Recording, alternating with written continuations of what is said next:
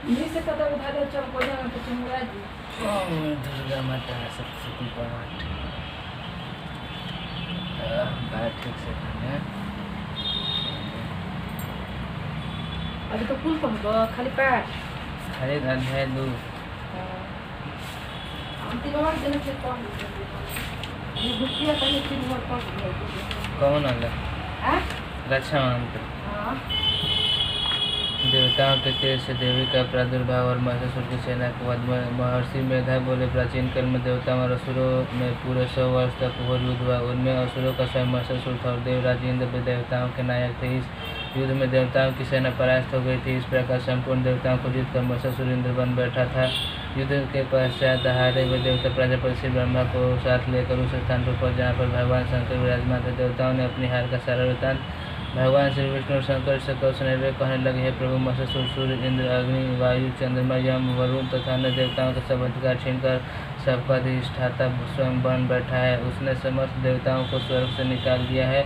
वे मनुष्यों की तरह पृथ्वी पर विचर रहे हैं। देवताओं की सारी करतूतें हमने आपको सुना दी और आपकी शरण में इसलिए आए हैं कि आप उनके वध का कोई उपाय सोचे। देवताओं की बातें सुनकर भगवान श्री विष्णु और शंकर जी को देवताओं पर बड़ा क्रोध आया। उनकी भौहें तन गई और आंखें लाल हो गई। तभी क्रोध से भरे हुए श्री विष्णु के मुख से बड़ा भारी तेज निकला और उसी प्रकार का तेज भगवान शंकर, ब्रह्मा और इंद्र आदि दूसरे देवताओं के मुखों से प्रकट हुआ। फिर वह सारा तेज एक में मिल गया। तेजों का वह पुंज ऐसा दिखता था जैसे कि जाज्वल्यमान पर्वत हो। देवताओं ने देखा कि उस पर्वत की ज्वाला चारों ओर फैली हुई थी। देवताओं के शरीर से प्रकट हुए उन तेजों की किसी अन्य तेज से तुलना नहीं हो सकती थी। एक स्थान पर इकट्ठा होने पर वह तेज पुंज एक देवी के रूप में परिवर्तित हो गया और अपने प्रकाश से तीनों लोकों में व्याप्त जान पड़ा। जो भगवान शंकर का तेज था उससे देवी का मुख प्रकट हुआ।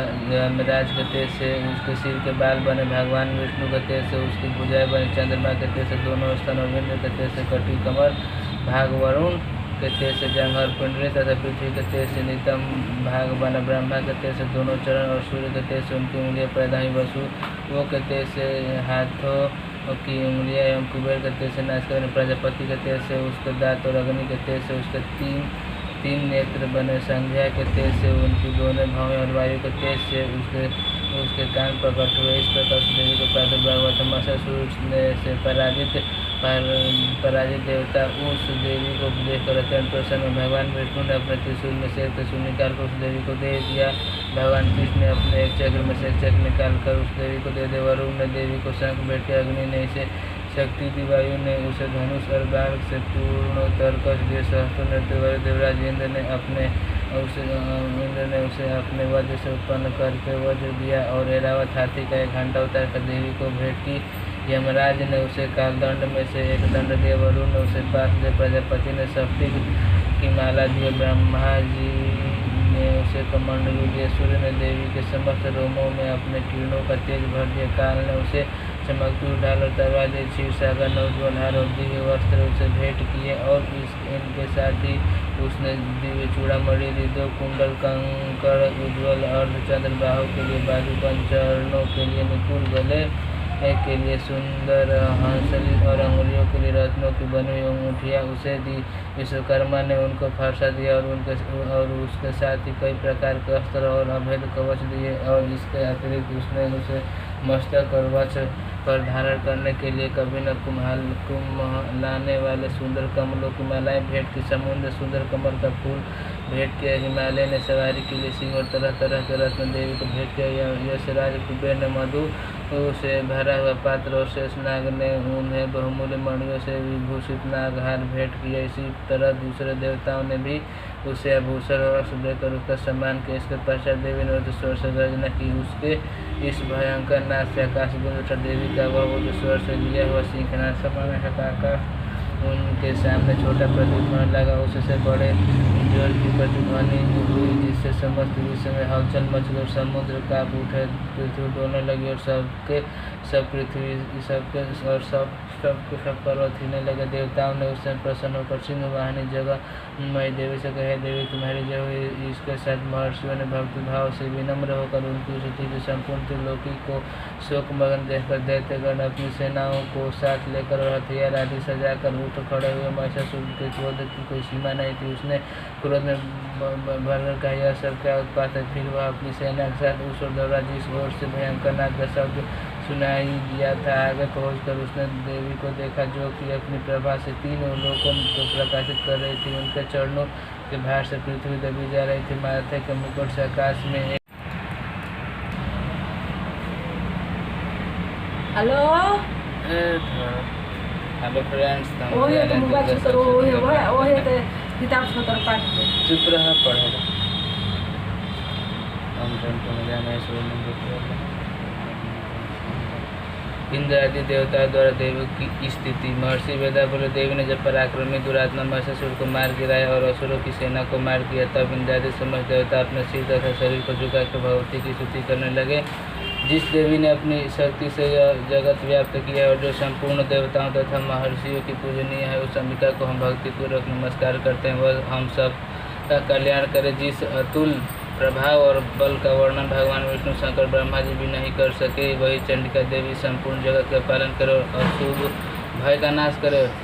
पुण्यात्माओं के घरों में तुम स्वयं लक्ष्मी रूप हो और पापियों घरों में तुम अलक्ष्मी रूप हो और सतकुल में उत्पन्न होने वालों के लिए तुम लज्जा रूप होकर घरों में निवास करती हो। हम उस दुर्गा भगवती को नमस्कार करते हैं। देवी, इस विश्व का पालन करो। देवी, हम तुम्हारे अचिंत्य रूप का किस प्रकार वर्णन कर असुरों का नाश करने वाली भारी पराक्रम तथा समस्त देवताओं और दैत्यों के विषय में जो तुम्हारे पवित्र चरित्र है, उनको हम किस प्रकार वर्णन करें। देवी, भगवान विष्णु, शंकर आदि किसी भी देवता ने तुम्हारा पार नहीं किया। तुम सब की आश्रय हो। यह संपूर्ण जगत तुम्हारे ही अंश रूप है, क्योंकि तुम सबकी अधिभूत प्रगति हो। है देवी, तुम्हारे जिस नाम के उच्चारण से संपूर्ण यज्ञों में सब देवता तृप्ति लाभ करते हैं, वह स्वाहा तुम्हें हो। इसके अतिरिक्त तुम पुत्रों की तृप्ति का, इसलिए सब तुमको स्वाधा पाते हैं। देवी, यह वह विद्या जो मोक्ष को देने वाली हो, जो अचिंत महाज्ञान स्वरूप तत्वों के सार को वश में करने वाले, संपूर्ण दोषों को दूर करने वाले, मोक्ष की इच्छा वाले मुनिजन जिसका अभ्यास करते हैं, वह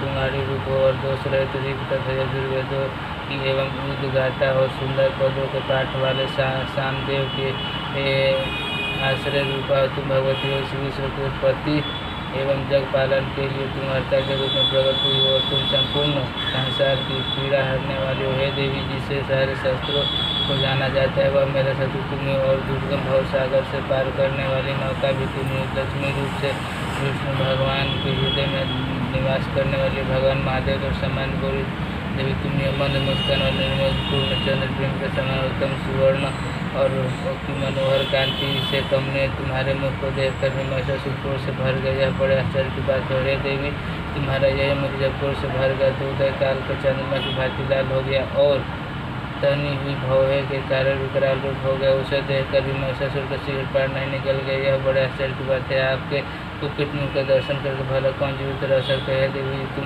हमारे कल्याण के लिए प्रसन्न हो जाओ। आपके प्रसन्न होने से जगत का अभ्युदय होता है और जब आप क्रुद्ध हो जाती हो तो कितने ही कुलों का सर्वनाश हो जाता है। यह हमने अभी जाना है कि तुम जब तुमने महिषासुर की बहुत बड़ी सेना को देखते देखते मार दी है। देवी, सदा अभ्युदय प्रताप देने वाली तुम जिस पर प्रसन्न हो जाती है, वही देश में सम्मानित है। उनके धन एवं यश की वृद्धि है। उनका धर्म कभी शिथिल नहीं होता और उनके यहाँ अधिक पुत्र पुत्रियाँ और नौकर होते हैं। हे देवी, तुम्हारी कृपा से धर्मात्मा पूर्वक सिद्धपूर्वक करता है और धर्मानुकूल आचरण करता है और उसके प्रभाव से सर्वलोक में जाता है, क्योंकि तुम तीनों लोकों में मनोवांछित फल देने वाली हो। हे माँ देवी दुर्गा, तुम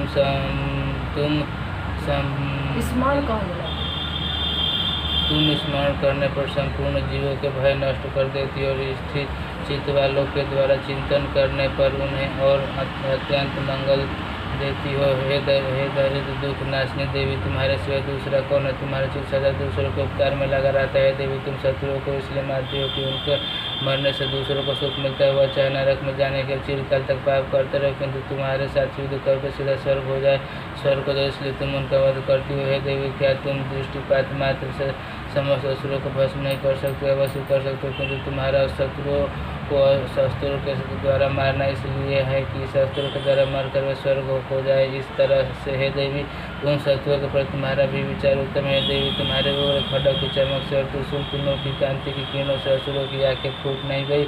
उसका कारण यह था कि वे किरणों से शोभायमान तुम्हारे चंद्रमा के समान आनंद प्राप्त करने वाले सुंदर मुख को देख रहे थे। हे देवी, तुम्हारा शील बुरे वृत्तांत को दूर करने वाला है और सबसे अधिक तुम्हारा रूप है, जो न तो किसी चिंतन में आ सकता है और न जिसकी दूसरों से कभी तुलना ही हो सकती है। तुम्हारा बल और पराक्रम शत्रुओं का नाश करने वाला है। इस तरह तुमने शत्रुओं पर भी दया प्रकट की है। देवी, तुम्हारे बल की किसके साथ बढ़ाई की जा सकती है तथा शत्रुओं को भय देने वाला इतना सुंदर रूप भी और किसका है। हृदय में कृपा और युद्ध में निष्ठुरता, ये दोनों बातें तीनों लोक में तुम ही में देखने में है। हे माता, युद्ध भूमि में शत्रुओं को मारकर तुमने उन्हें स्वर्गलोक में पहुँचाया है। इस तरह तीनों लोगों की तुमने रक्षा की है तथा उन उन्मत्त असुरों से जो हमें भय था उसको भी तुमने दूर किया है। तुमको हमारा नमस्कार है। देवी, तुम शूल तथा खड्ग से हमें रक्षा करो। हे चंडिका, आप अपने शूल को घुमाकर पूर्व पश्चिम उत्तर तथा दक्षिण दिशा में हमारी रक्षा करो। तीनों लोकों में जो तुम्हारे सौम्य रूप है तथा घोर रूप है, उनसे हमारी रक्षा करो तथा इस पृथ्वी की रक्षा करो। हे अम्बिके, आपके कर पल्लवों में जो खड्ग, शूल और गदा आदि शस्त्र शोभा पा रहे हैं, उनसे हमारी रक्षा करो। महर्षि बोले कि इस प्रकार जब सब देवता ने जगत माता भगवती की स्तुति और नंदवंदन के पुष्पों तथा गंध अनुलेपनों द्वारा उनका पूजन किया और फिर सब ने मिलकर जब सुगंधित होती हुई धूपों द्वारा उनको सुगंधी निवेदन की, तब देव ने प्रसन्न होकर कहे, हे देवता, तुम सब मुझसे मनोवांछित वर मांगो। देवता बोले, हे भगवती, तुमने हमारा सब कुछ कार्य कर दिया, अब हमारे लिए कुछ भी मांगना बाकी नहीं रहा, क्योंकि तुमने हमारे शत्रु महिषासुर को मार डाला है। महेश्वरी, तुम इस पर भी यदि कोई वर देना चाहते हो तो बस इतना वर दो कि जब जब हम आपका स्मरण करते तब आप हमारी विपत्तियों को हरण करने के लिए हमें दर्शन दिया करे। हे अम्बिके, जो कोई भी तुम्हारी स्तुति करे, तुम उनको समृद्धि और वैभव देने के साथ ही उनके धन और स्त्री आदि संपत्ति बढ़ावे और सदा हम पर प्रसन्न रहे। महर्षि बोले, हे राजन, देवताओं ने जब जगत के लिए तथा अपने लिए इस प्रकार का प्रश्न किया तो बस तथास्तु कहकर देवी अंतर्धान हो गई है। जिस प्रकार तीनों लोगों का ही चाहने वाली वह भगवती देवताओं के शरीर से उत्पन्न हुई थी, वह सारा वृत्तांत मैंने तुमसे कह दिया। और इसके पश्चात दुष्ट असुर तथा शुंभ निशुंभ का वध करने और सब लोगों की रक्षा करने के लिए जिस प्रकार गौरी देवी के शरीर से उत्पन्न हुई थी, वह सारा वृत्तांत मैं यथावत वर्णन करता हूँ। अच्छा बात है।